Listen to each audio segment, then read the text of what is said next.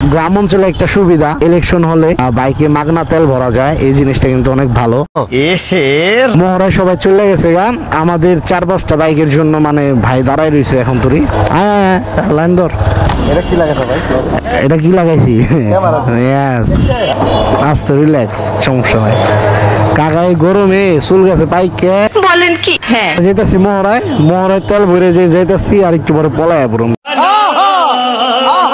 কথা কি ক্লিয়ার না ভেজাল আছে? ক্লিয়ার। এটা হলো আমাদের দোহারের এমপির বাড়ির রুট। আমরা এখন মুন্সিগঞ্জের এরিয়ায় আছি, শ্রীনগরের এরিয়া। এই জায়গায় নিয়ে আসছে আমাদের। 500 টাকা তেল ভরে দিয়েছে বাইকে।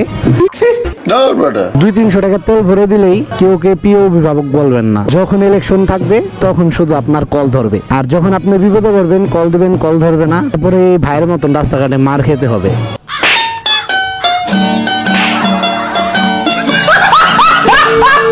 আমরা কাট দিন কোন টাইমে?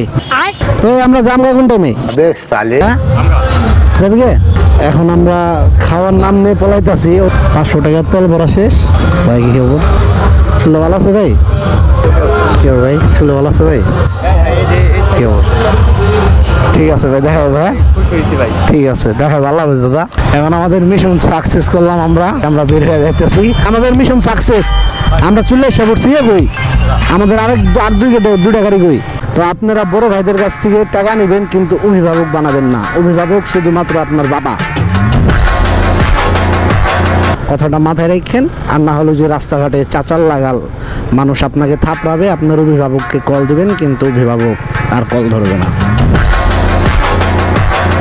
স্পিড জায়গায় জায়গায় পিনিক। হ্যাঁ কি স্পিড জায়গায় জায়গায় পিনিক? তুমি ঠিক দাও কেন?